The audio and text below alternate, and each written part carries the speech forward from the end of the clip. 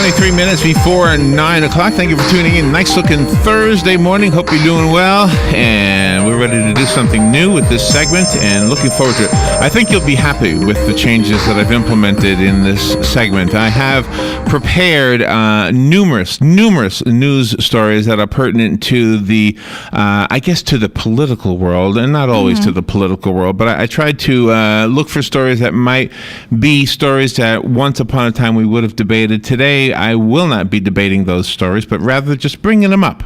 I'm just going to tell you what those stories are, and then if you have a group and you'd like to debate them, I'm sure that you guys could do that on your own.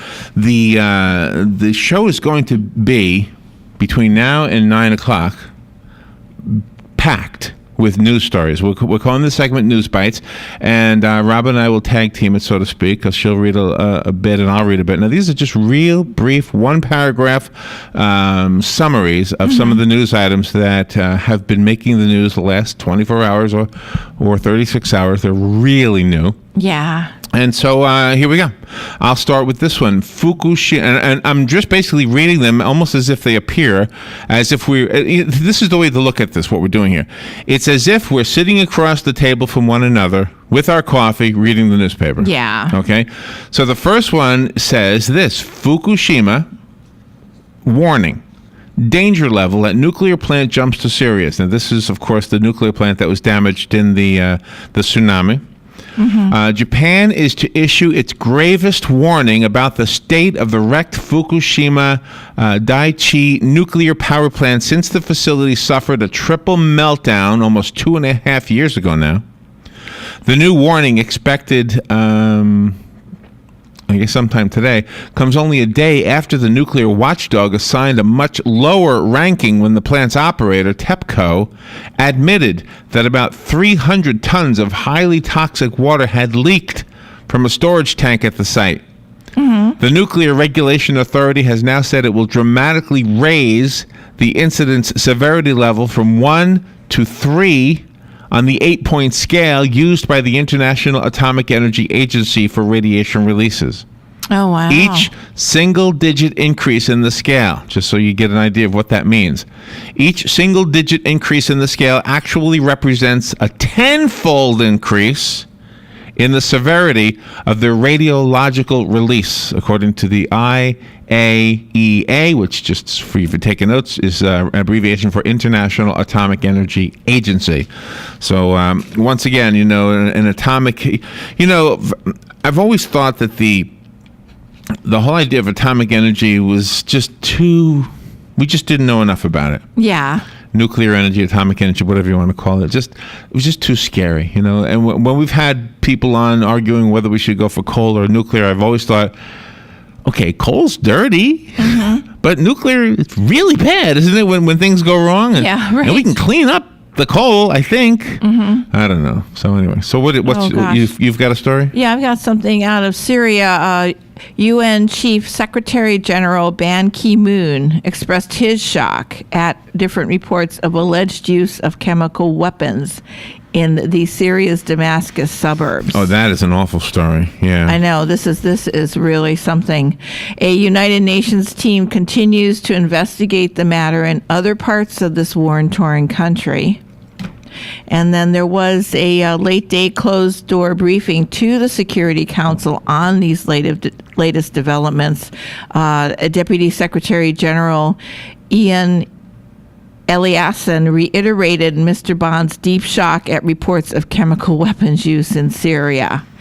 He's quoted as saying, "We see the need to investigate this as soon as possible." Of course. Yeah, no matter what the conclusions, and that, of course, again, this represents a serious escalation with grave humanitarian and human consequences. So this, such a scary story. Very scary. It could happen. I had a dream. Yeah. And I hope it doesn't come true. I had a dream that I was in a place and it was just raining down chemicals, almost like I was a roach and I was being sprayed by Raid. And and that might be because I've been spraying Raid on a lot of roaches lately. I don't know. And I'm not trying to be silly because that's exactly what it must feel like. Yeah. I mean, thousands of people. Right. It's absolutely, I don't know. I'll never understand the other people who I consider part of the human race. I just will never understand them. And they have families too, and they don't want to see bad things happen to their own, but they have no problem harming others. I just don't understand that. All right, you're listening to a new segment we created called News Bites. These are very brief. We'll talk about them real briefly and move on to another one. I have another one. This is about Mark Zuckerberg, the Facebook CEO. Mm-hmm. It says here, Zuckerberg is generously allowing the world's poor to fuel Facebook profits. Let's see what it says here. Saying that he's trying to improve the lives of the world's poorest people. Facebook CEO Mark Zuckerberg has announced an ambitious plan to bring internet access to 60% of the Earth's population. Oh, gee. What he did not announce is the Facebook self-interest fueling the plan or his troubled track record as a do-gooder. Today, Facebook said it will work toward its internet access goal with makers of smartphone hardware, including Nokia, Qualcomm, and Samsung, trying to create cheaper smartphones, deploy and incentive cheaper internet access, and slim down web pages. No dollar figures or specific technologies were detailed on the internet.org website, but it did say they were trying to give all people around the world the power to connect, and the big headline-grabbing tool, or goal rather, of bringing internet access to 4.4 billion people who do not already have it. Oh my gosh! So Facebook has reached the 1 billion point, right? And it's 1/7 of the world's population has Facebook. Yeah, and that is most amazing to me. I mean, the others are trying, but it's hard to catch up to something that's making a mark. And I guess in a way that could be a debate. Do we need Facebook? Do we need that communication tool? And I mean, if we have it, I think so. Okay. Yeah, I mean, if it's there. Yeah. Everybody loves Facebook. They'll put it on Facebook and call me on the phone, Yeah.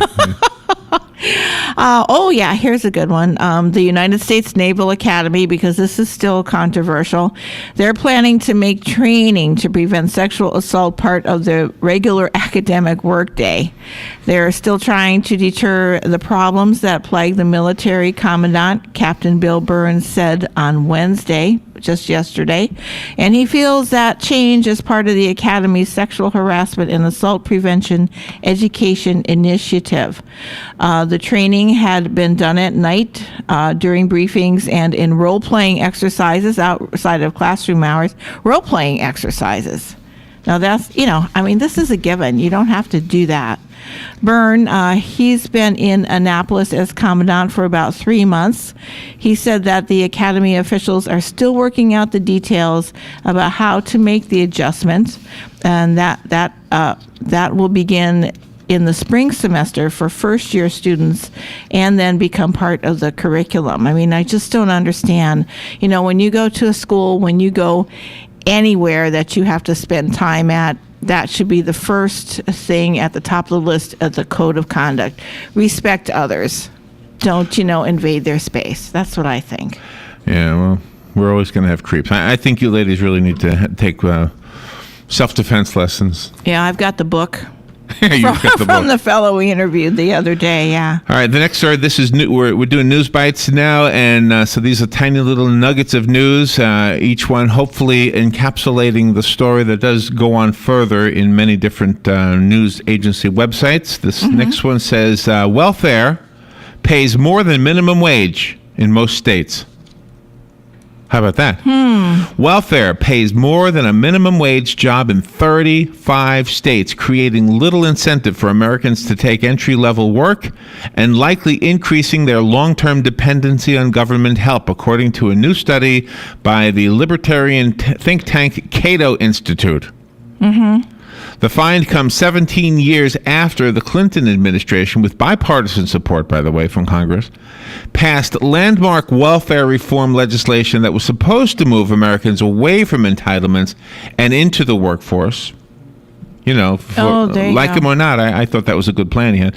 However, welfare benefits continue to outpace the income that most recipients can expect to earn from an entry-level job. And the balance between welfare and work may actually have grown worse in recent years. Yeah, somebody's got to do something about that. I think so. All right. Okay, now this is an interesting one. UPS, the United Parcel Service, they just did an updated memo to their employees. It says that UPS, and UPS is a Fortune 500 company, said it will discontinue coverage for all working spouses who are eligible for insurance with their own employer. That applies to roughly half of the 33,000 worker spouses covered by UPS today. The internal document was obtained by Kaiser Health News. It was reported on CNN. UPS told Kaiser Health News that the policy applies only to non-union U.S. workers and will save UPS about $60 million a year.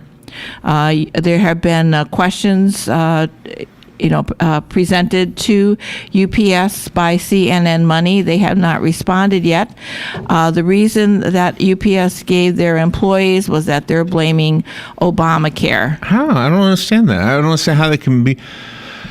So what is? Yeah, because they're going to drop the spouses, the family insurance. If the spouses are employed by another company and they're not a stay-at-home spouse, that those spouses need to get their own insurance through the company they work for or pay it on their own. And this is one of the statements UPS gave. The company is willing to take care of its own, but it won't bear a burden that other companies can take on. So I do agree with that.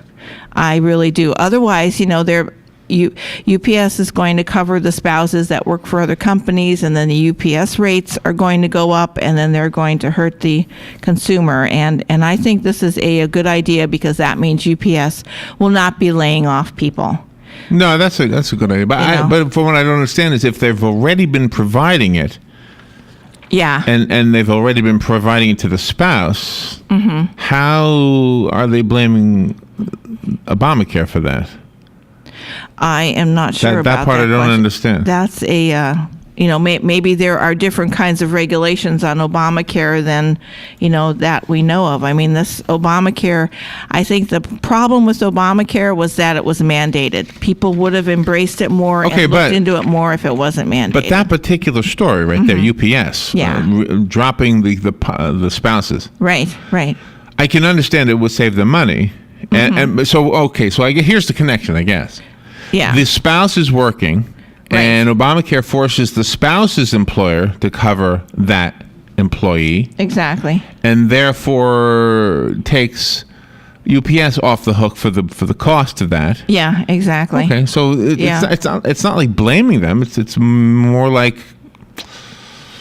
explaining. Yeah. It's more like an explanation. It's a business decision. Right. Based on the fact that nobody's really going to be left out in the cold if everything works as we're told it'll work. Right, because if the spouse is working for a different employer than UPS, that spouse should, that spouse's employer should, cover that spouse.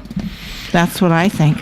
All right, let's move on to these are news bites. They're not necessarily related to one another. They're just things we got off of the different news agencies. And the next one is from Wells Fargo. Wells Fargo and Company, the biggest U.S. home lender, is cutting 2,300 jobs from its mortgage production unit because higher interest rates are reducing demand for refinancing, according to people with knowledge on the matter.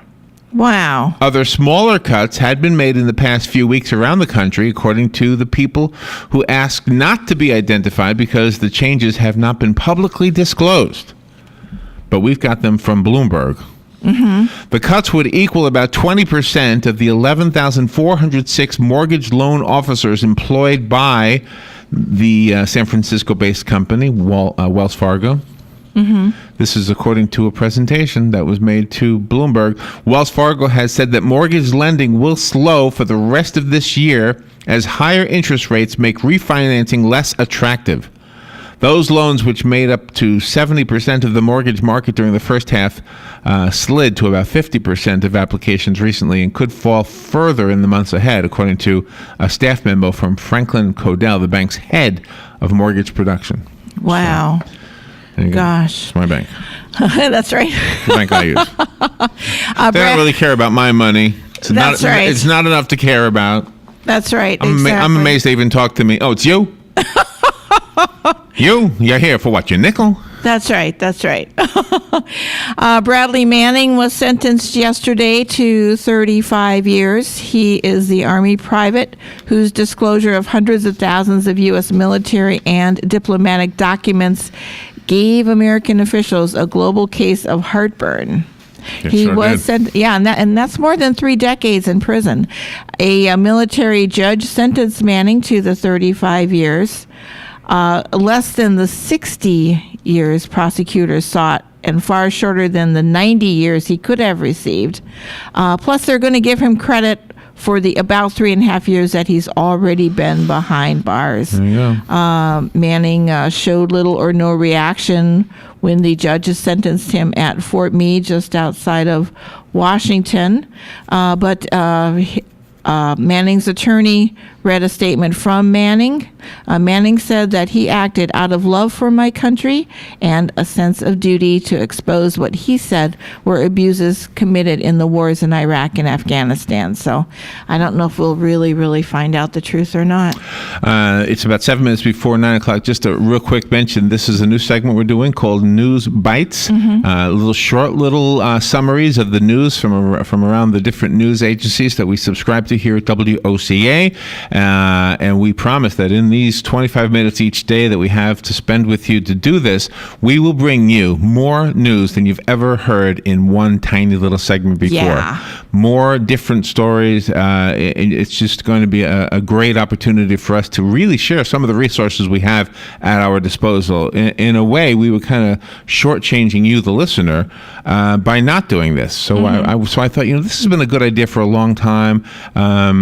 And here it is. So we're doing it now. If you're a sponsor and you'd like to jump on board with this one, call the radio station. They'll be glad to speak to you about how you do that. Exactly. DC, an unprecedented DC government program. Are you ready for this one?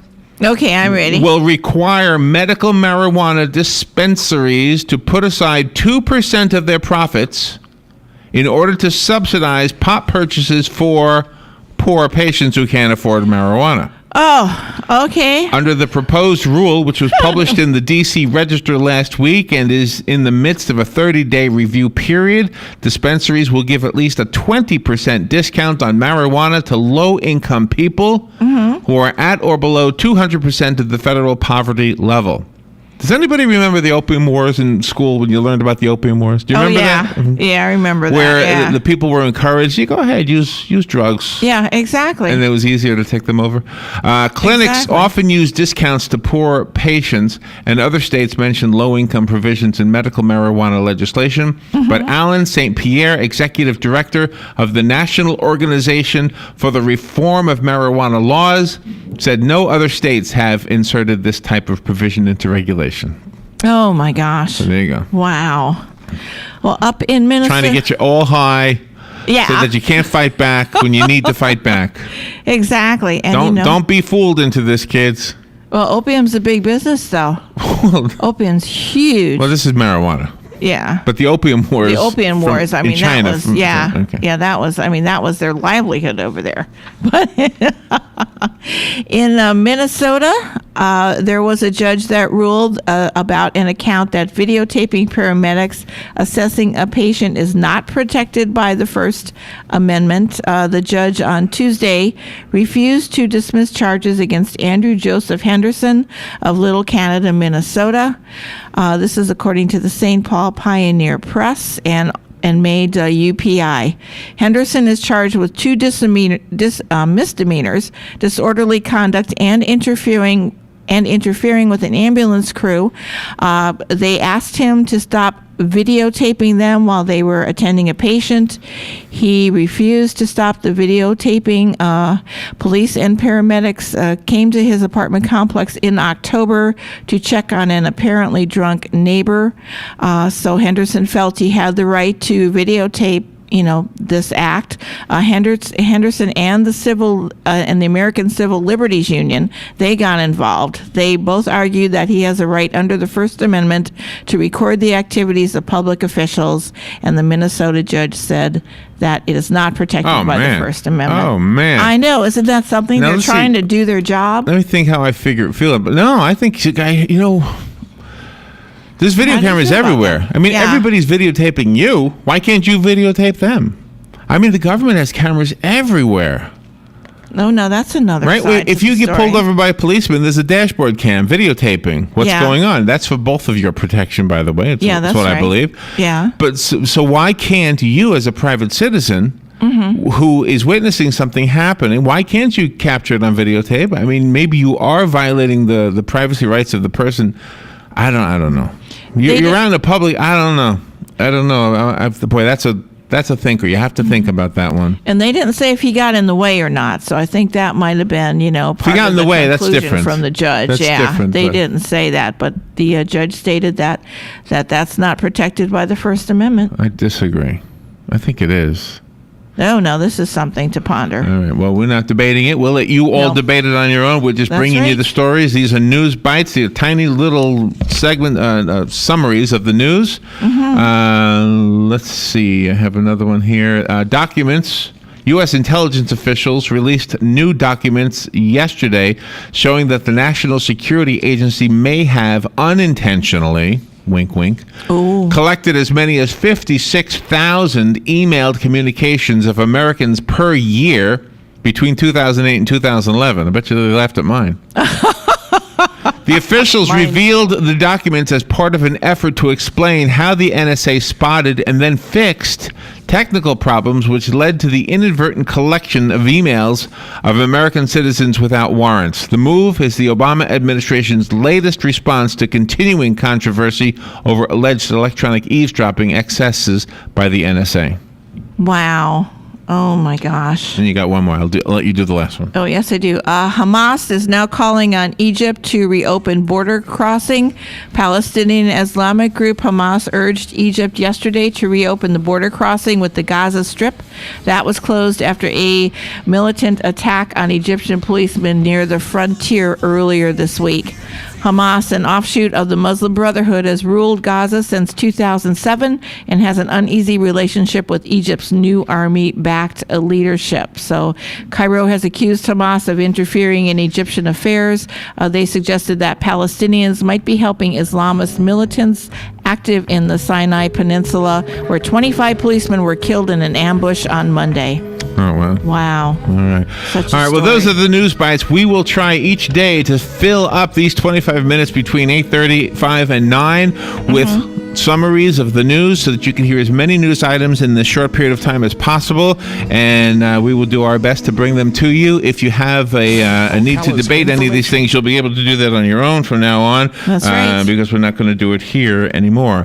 But anyway, I think it's a better show. I think it's a better opportunity to use the resources we have so that the community actually benefits from it. Oh, Thank you sure. for listening. If you want to sponsor this program or any program here in WOCA, give WOCA a call, 732-8000. Stay tuned now for Veterans News. Thank you, Robin. Thank you, Larry.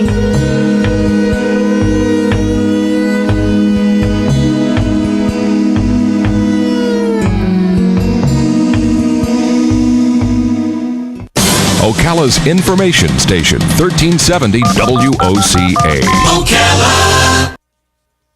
ABC News Now. I'm Karen Chase. She sounded calm in the 911 call recordings, talking a suspected gunman into surrendering at a suburban Atlanta elementary school. But she later told police she was terrified. The suspect may appear in court today. Kids are back in class for the first time since the lockdown. Hannah Anderson says don't call her a victim. She's a survivor. She was rescued in the Idaho wilderness after a 6-day kidnapping ordeal ended with the shooting death of her captor. She told NBC her mother raised her to be strong, and she someday wants to be a firefighter.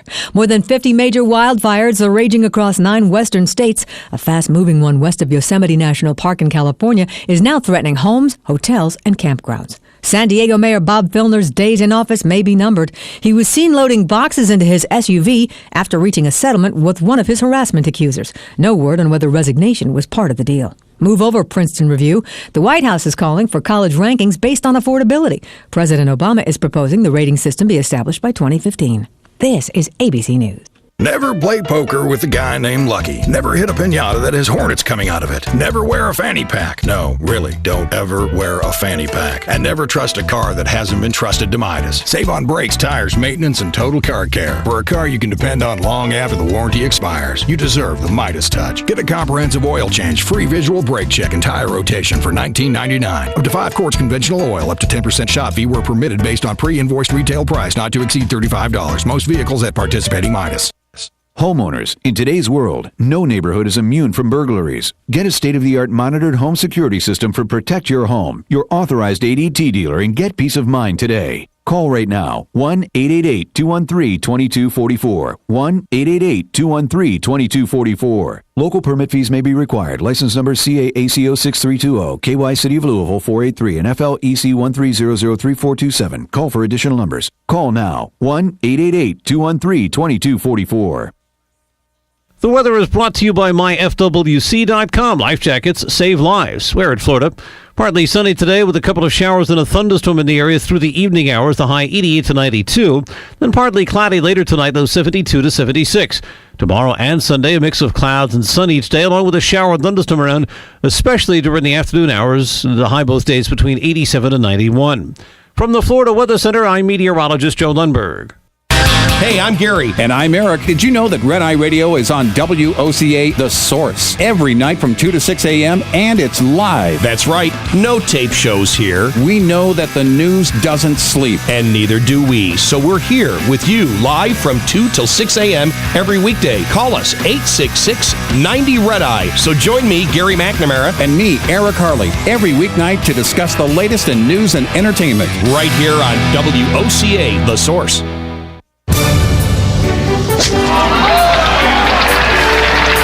How good does it get?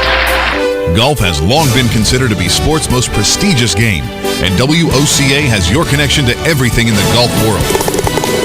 Every first and third Thursday at 10 a.m., tune in for Let's Talk Golf with your host, PGA professional and teacher to the stars, Jim Beckett, and operations manager for the Links of Spruce Creek South, Darren Irwin, right here on The Source.